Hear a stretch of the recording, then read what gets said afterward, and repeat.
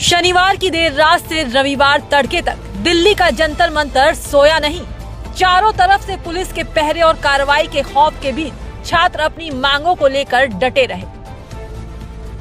ढोल ताशों की थाप और गूंजते नारों ने रात के सन्नाटे को जोश से भर दिया, लेकिन इस जोश के पीछे एक डर भी था, प्रशासन की कार्रवाई का डर। जंतर मंतर के चप्पे चप्पे पर दिल्ली पुलिस की तैनाती बढ़ा दी गई। कई डिटेंशन बसें और वाटर कैनन की गाड़ियां मौके पर मुस्तैद कर दी गईं, जिससे साफ था कि पुलिस किसी भी वक्त एक्शन के मूड में आ सकती है। जब पुलिस की घेराबंदी बढ़ रही थी, तभी रात के अंधेरे में नगीना के सांसद चंद्रशेखर आजाद जंतर मंतर पहुंचे। चंद्रशेखर ने न सिर्फ छात्रों का हौसला बढ़ाया, बल्कि उनके साथ जमीन पर बैठकर पूरी रात बिताई।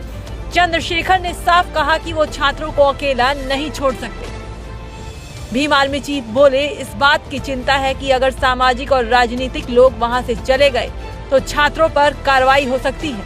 उन्होंने कहा, पहले भी कुछ अधिकारियों ने मुझे वहां से हटने की सलाह दी थी, लेकिन उन्होंने छात्रों के साथ रहने का फैसला किया।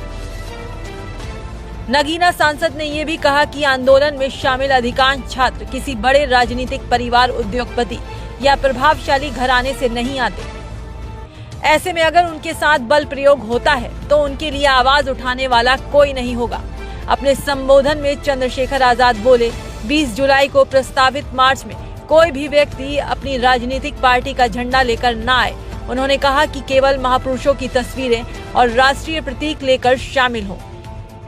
यह आंदोलन छात्रों, शिक्षा और पेपर लीक जैसे गंभीर मुद्दों से जुड़ा है। इस आंदोलन पर किसी राजनीतिक दल की पहचान हावी नहीं होनी चाहिए। अगर ऐसा हुआ तो आंदोलन के मूल उद्देश्य पर सवाल खड़ा हो सकता है। वहीं जंतर मंतर पर रात भर छात्रों के डटे रहने पर कॉकरोच जनता पार्टी के फाउंडर अभिजीत दीपके ने उनका आभार व्यक्त किया। क्या कुछ कहा, सुनिए। Thank you so much. आप सब लोग कल यहाँ रात को रुके।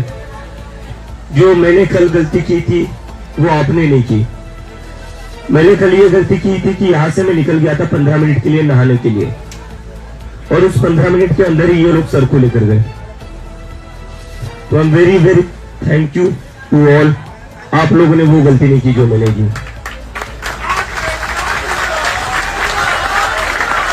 आप लोग बने रहे यहाँ पर।